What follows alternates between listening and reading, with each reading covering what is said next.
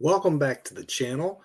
I appreciate you dropping by. It's Kevin from Storytellers Union, and we're here today to talk about the most honorable mentions that did not make my previous Best of 2024 albums list. First, before I get into these honorable mentions, I just want to thank those of you who have commented or messaged me about the first two videos that count down my top 30. I have it divided up 30 to 16 and then 15 to 1. If you have not yet seen those videos, I highly encourage you to do so, because to me, those are the 30 best albums of the year. But I have very much appreciated all the comments from those of you who either agreed or in some cases disagreed. Especially I have appreciated those of you who have told me what I missed, and new albums like the newest by The Cure, Sienna Farrell, Fontaine's DC, Nick Lowe. These are just some that I can think of that folks have told me I should have had amongst my top 30. Some, honestly, I just hadn't had enough time with to consider them. Others I had not yet heard. Some came just outside of what was my top 30. But then I've also got a lot of recommendations that I just weren't on my radar, and those are the ones I really do appreciate the most. I even had some folks send me their own list, including one that was a top 100. So kudos and a shout out to you, Jeremy, for that. I thought I put a lot of work and maybe too much time and effort into thinking of my top 30. So 100 is extremely impressive. As I said earlier, I also heard a few folks that didn't agree with some of my choices. So, Mark is not a Green Day fan. That's all right. Love you anyway, buddy. I actually love hearing both agreements and disagreements. The feedback is much appreciated. Please keep it coming. And so with this video, I'm going to go through some of my favorite listens of 2024 that are honorable mentions only because these are not albums like the ones I had just referenced that folks said I should have listed. These are not things just outside of my top 30. I have my honorable mentions as those albums I didn't even consider in the first place for a variety of reasons. When I put together my top 30 list, I look at new material, complete, full albums by acts. So with honorable mentions, that means that things that don't get included in my regular list are EPs and live albums, reissues, impressive box sets, a lot of things that come out that I wanted to add to my collection or I wanted to stream that don't necessarily fit the criteria of my top 30. So that is the groundwork here. It is a little bit of show and tell, as well as, again, some of these are beautiful reissues, remasters, and box sets and things I wanted to physically own and have in my collection. And I'm going to be showing you a few of those as well. And in no particular order, let's go ahead and get started with one of those show and tell items. And that is the 40th anniversary edition of Iron Maiden's Power Slave, which I have here. This is a must own for any metal fan. If you see a list of the best metal albums of all time, and this isn't somewhere contained within, I would highly question the value of that list. It is a masterpiece of the genre, particularly a fine example of the subgenre of British heavy metal. And as far as where it stands in the Iron Maiden au revoir, I would say top 2, maybe top 3 if you're, depending on how you rank some of those 80s records.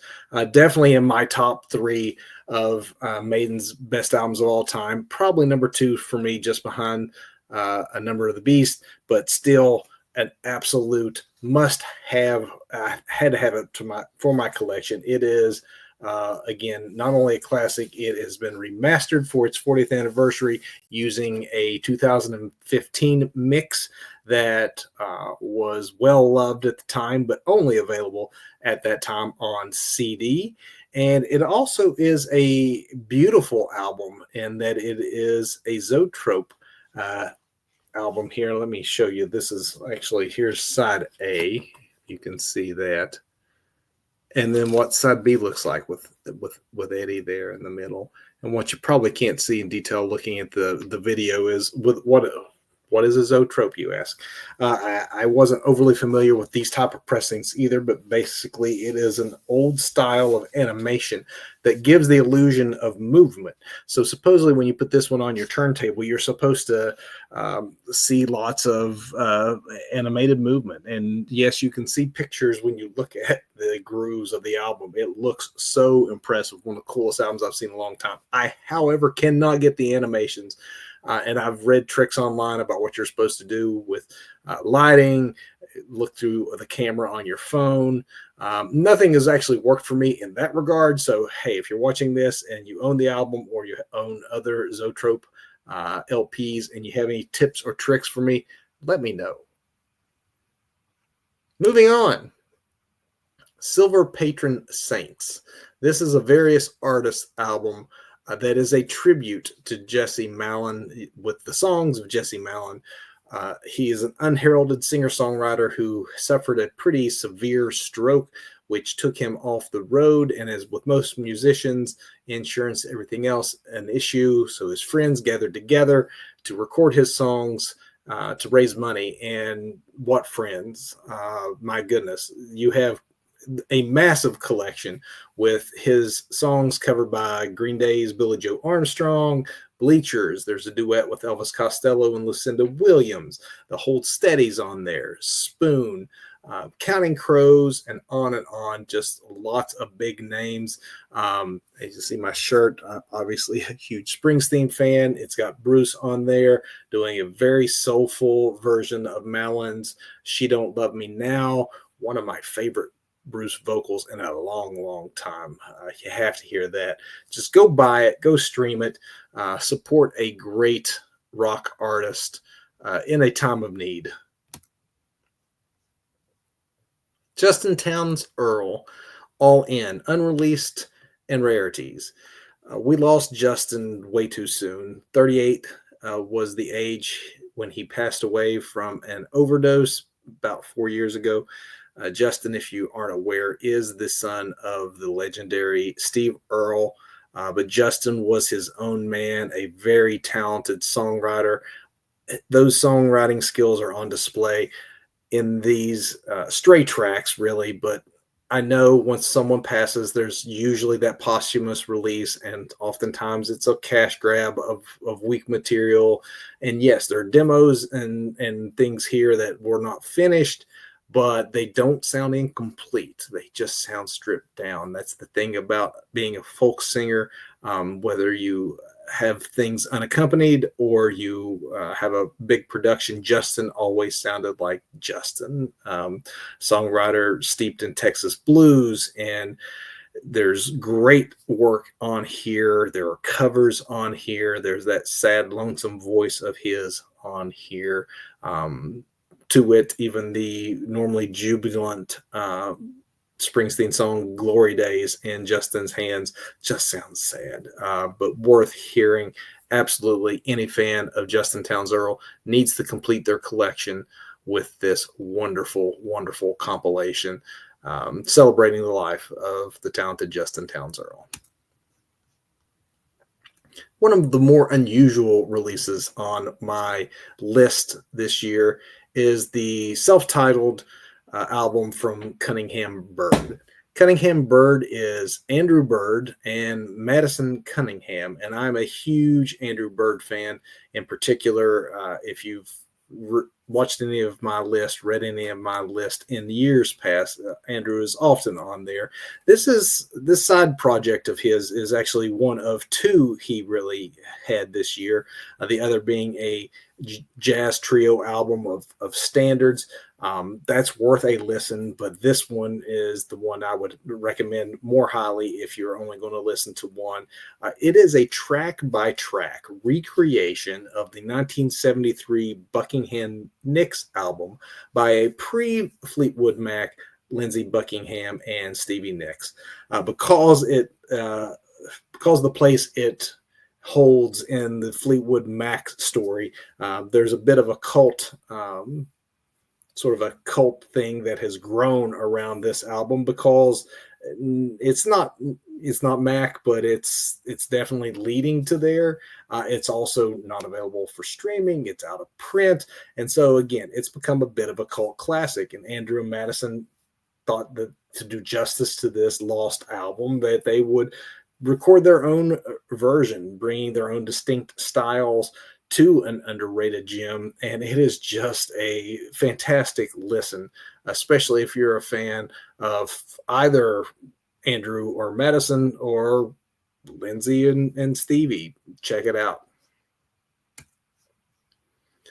Next up is Neil Young's Archives Volume 3. Now, the 80s were not the kindest to Neil Young, at least amongst critics. It's considered a lost decade for Neil, same for the end of the 70s into the 80s. His record company in the 80s even thought he was intentionally releasing uncommercial work in order to get out of his recording contract.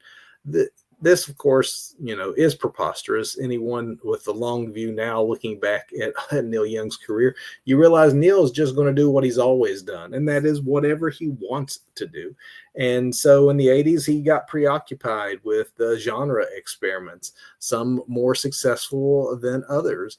But the ongoing archive series, what it is meant to do is to collect and enhance and maybe even offer some reassessment of the different eras of Neil Young.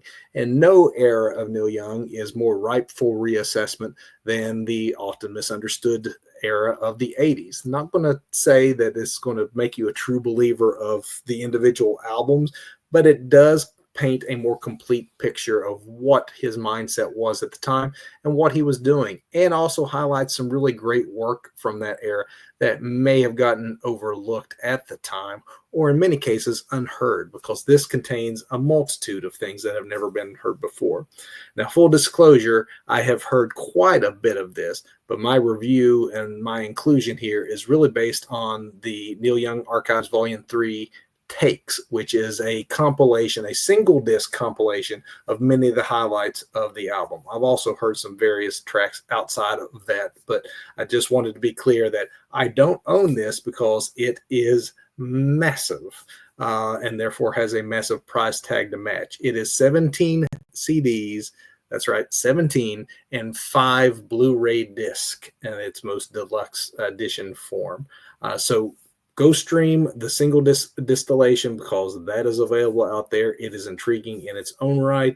And again, the live and unreleased songs help paint a deeper and more complete picture of Neil Young, the artist, in 1976 through the 80s. And I definitely think that even when he swings and misses, there was a lot of interesting things that are worth hearing from that time and place. Also worth hearing, Josh Ritter, Heaven or Someplace as Nice. The first EP I have on my honorable mentions list. Josh, he got a little artsy on his last full-length record, the album Spectral Lines. He downplayed some of his melodic gifts in favor of sonic experiments. He was playing around with textures, and some of it was successful, actually. I enjoyed quite a bit of that record. But even though that was well done, at times it wasn't a Josh Ritter record in the sense of what we may have gotten used to. And so here, what he's done is get back to the basics. He's stripped down the songs presented here just to their melodies and the stories contained within, minimal accompaniment, and minimal instrumentation too, really, like even from Josh. And a lot of it sounds raw and maybe single take, early takes. If they've done any overdubbing at all, it's very, very minimal. And I think all of this, underplaying it a little bit, works to the advantage of these songs, leaving them unadorned. He is in fine form here, fine songwriting form again here, so don't miss out on this small minor gem that would be easy to overlook in the collection. and then the catalog of Josh Ritter.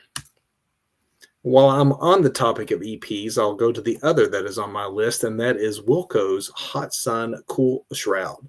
Wilco has always been a band that was more centered on their albums, and they usually would do EPs. So there's a lot of EPs to the band's credit through the years that usually collected songs from the same sessions that didn't make the albums that they were associated with, and then in close proximity to an album cycle, they would put out the accompanying EP.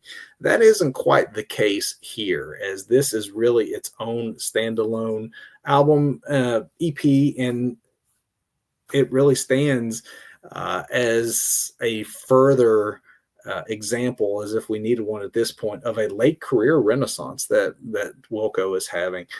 They put out a great album, my album of the year in 2022, with Cruel Country, and since that time they've released Cousins, which also was on my list, Cousin, which was on my list in 2023, and here comes this EP, which is fantastic. It's kind of like a victory lap, and it has the scope and vision of a Wilco record, even in this minimalistic format, as it does feature quite a bit of the sounds that Wilco is known for in just a few songs. There's even a rare instrumental, and it shows the noisy and loud and experimental side of Wilco that many fans are happy to hear return. You also have that dad rock that they're known for. There's country rock in the closing number, which Say You Love Me is maybe one of my favorite Wilco songs of all time now. It is a beautiful meditation on what it all means, the big picture stuff, and it captures that, really large message that's hard to encapsulate beautifully, worth hearing, and a worthy intro into Wilco's catalog. It is not, however, the only entry by Wilco on my honorable mentions list. And that is because this past Record Store Day, which happens in April, the band released an exclusive rendition of their 2011 album, The Whole Love. And so with that, you get The Whole Love expanded,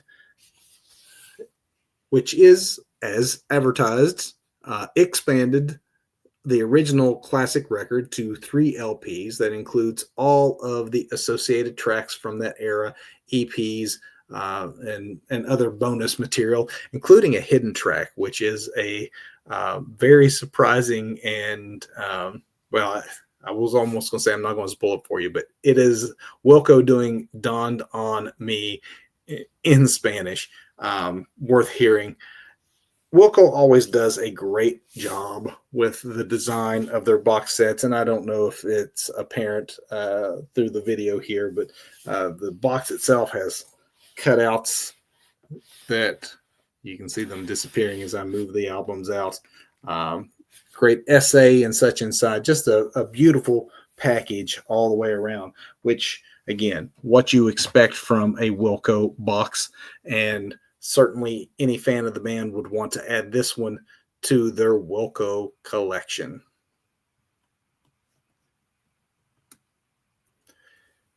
Speaking of box, this was also something while I was out for Record Store Day this past April that I picked up, and that is Dwight Yoakam's The Beginning and Then Some, the albums of the 80s. Dwight, if you have seen my videos for my top 30, he made my top 10 with his most recent album. But Dwight arrived fully formed, and his 80s records are justifiable classics: Guitar Cadillac, Hillbilly Deluxe, Bueno Noces, From a Lonely Room. Those first 3 are all classic 80s country records that stand the test of time. They have been remastered and put in this box along with a 4th LP, So Forth and So On, which is exclusive to this box set. And that is Stray Tracks of the Era, which also includes the initial EP that was later expanded into his debut album. Absolutely, Dwight Yoakam is a legend and a country songwriter who's still doing high quality work, as evident by the fact he just made my top 5 in my within my top 30. And it's great to go back and listen to his 80s work and see how he has remained true to his muse all this time. Definitely go out and get this box set. I will say you can still find it. I've seen them in the wild from time to time still. So while they are still available, especially since it includes that bonus album that is only available in this box, I would highly recommend getting it as opposed to buying the reissues of the first 3 albums on their own. Get the box if you can snag it. Also recommended if you can snag it, U2's How to Reassemble an Atomic Bomb. So this was also a Record Store Day release. This was a Black Friday Record Store Day release, limited to 20,000 copies. A bit of explanation. So if you're not aware, there are, yes, 2 Record Store Days every year now. The original Record Store Day, which happens in April, proves so popular that they now try to get people out to the record stores a second time by doing something on Black Friday when people are out shopping. I think anything that creates special releases that gets fans excited, gets people out to their local independent shops, is well worth having. So I have no qualms with going out twice a year.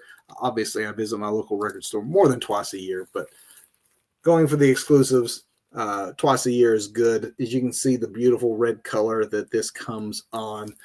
So what this is, as the name implies, this is B-sides and other assorted tracks from the era of How to Assemble an Atomic Bomb. That album celebrated an anniversary.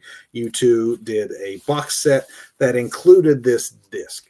But this piece of vinyl on its own, this Record Store Day release, this Black Friday Record Store release, is the only time that it is going to appear on its own in this format. So if you want to get it, the entire large box, obviously it's going to be great. If you already have the album or don't feel like you need the remastered version and the book and all that, and you just want these outtakes, you can go and get this. You probably still can find it because it's 20,000 copies. It's starting to disappear, but I'm sure that some record stores you're going to still be able to find a stray or 2 here. To me, one of the reasons I wanted this is because How to Dismantle an Atomic Bomb is maybe the last great U2 record. It's certainly one of the last. I would say that because they call it a shadow album because it is of that era.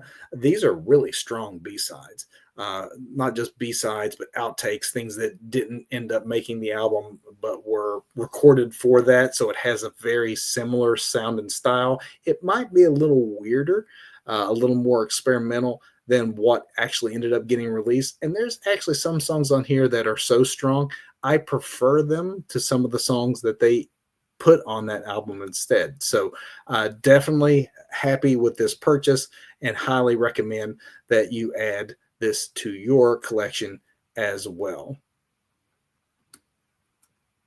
Another album from my Black Friday Record Store Day finds. I love this so much. This is the Ramones' Greatest Hits.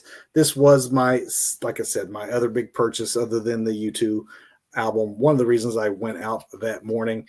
I will say, though, that I did not manage to find this at my local record store. They had it in stock. It was already sold by the time I got there. It was limited to 5,000 copies. Again, the U2 record, 20,000 copies. This, 5,000 copies. So it became much harder to find. I had to track it down on the secondary market and order it. You can see this beautiful candy apple red that it is on. I normally stay away from greatest hits albums when it comes to adding things to my collection.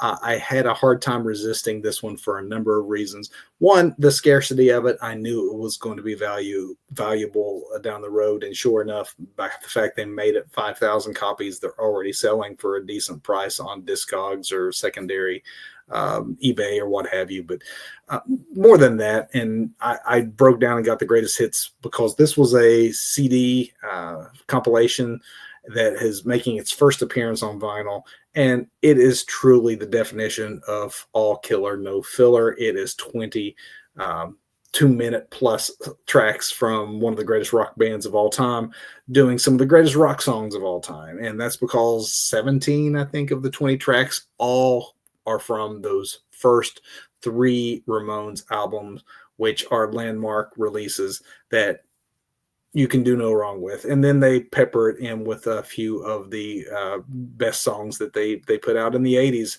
And therefore, it is just a solid listen, fun from the moment you put it on top to bottom, the Ramones' greatest hits. Love this box set. Drive-By Truckers, Southern Rock Opera Revisited. You have to add this to your collection if you are a fan of the Drive-By Truckers, even if you have a previous copy of Southern Rock Opera. Finally, this classic album gets the proper remastering that it completely deserves. It's complete with a bonus track that they uncovered that they did not remember that they'd recorded. It includes tracks that made the CD version that were cut from previous vinyl issues due to space issues. Also has a whole side of live tracks from the Southern Rock Opera tour, the original Southern Rock Opera tour. This would have been just after Jason Isbell had joined the Truckers for the first time. There's also, let me show you some of the pieces of this. There's a great book in here.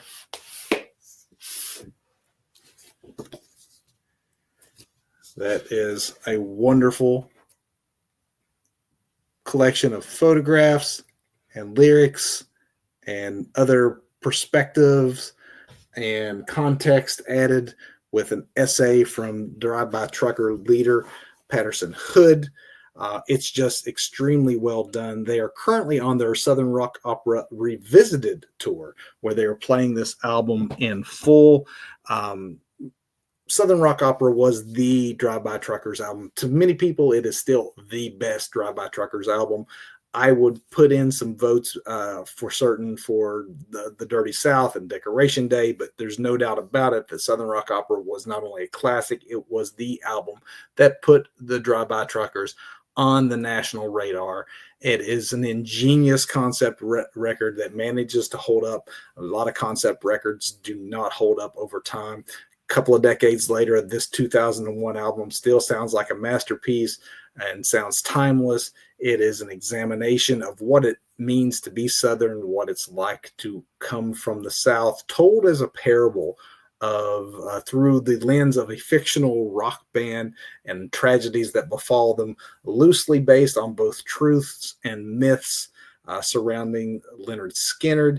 And it's just an incredibly ambitious and well thought out and successful concept that holds up and is done in a wonderful package worth an investment in the full box and in seeing them on their Southern Rock Opera Revisited tour, which is going on now. I saw it last year, one of the best Drive-By Trucker shows I saw. They're playing it in its entirety.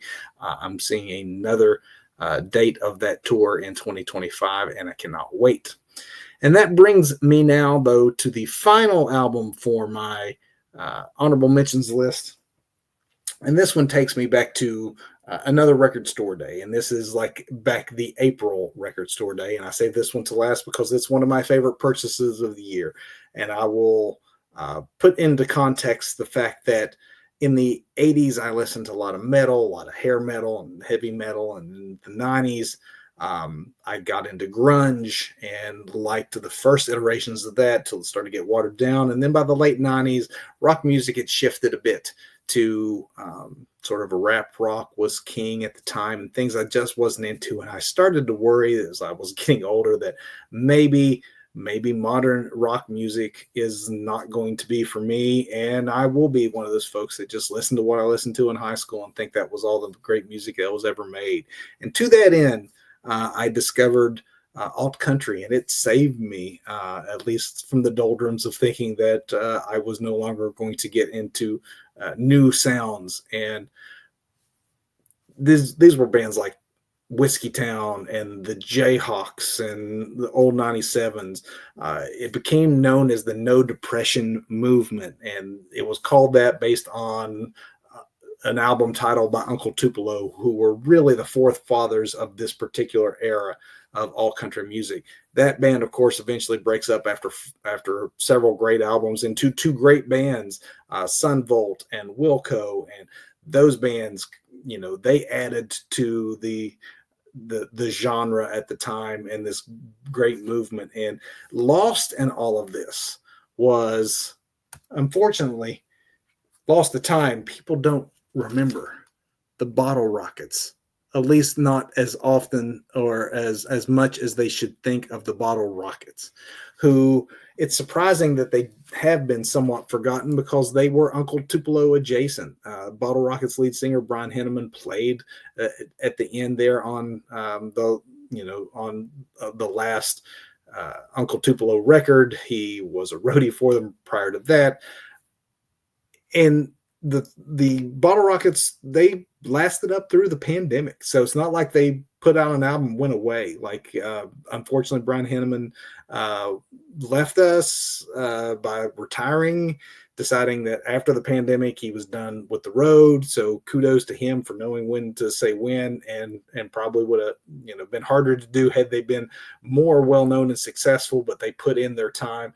And they added quite a bit. I would put the first three Bottle Rockets records up against any of the genre in that era as being just prime examples of what alt country and the No Depression movement was in the 1990s. But none so much of those three would I have in higher esteem than the Brooklyn side. This, to me, is their masterpiece, and a lost masterpiece, it would seem, these days. So I'm not one who enjoys mornings. If you know me, you know I'm not a morning person, but I got my butt out of bed in April on Record Store Day. My wife and I both trudged down to my local indie record store.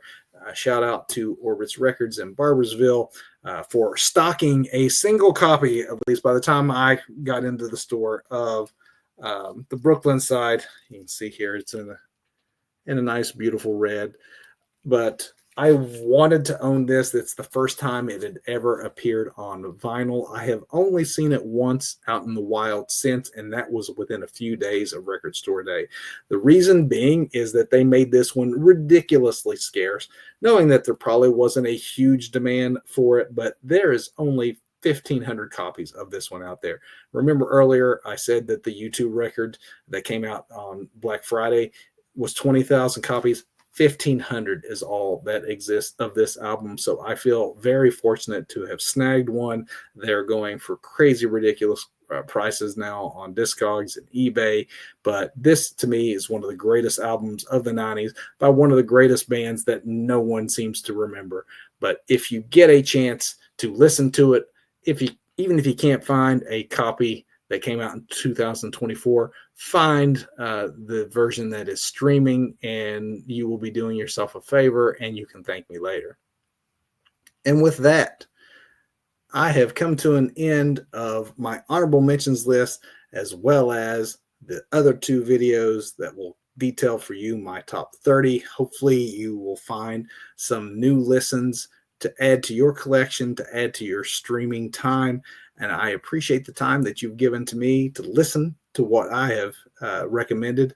I would highly, highly recommend that you bring me your top list as well. I want to know what I missed out on, what honorable mentions you might have, what albums are you most excited about coming up in 2025, and let's all listen to those albums going into next year and start taking our notes now, because I am going to do this again 365 days from now, and I hope that you join me for that. If you have a moment we would appreciate to give us a subscribe to the Storytellers Union channel. We're a do-it-yourself rock band who have several albums out and one that we are working on. That's not what I'm here to promote, but since you're here on the channel, I would hope that you would be entertained enough by this to give us a follow. We would certainly appreciate it. Either way, appreciate your time, and I hope you've had a wonderful holiday. I wish you a happy 2025. Thanks for watching.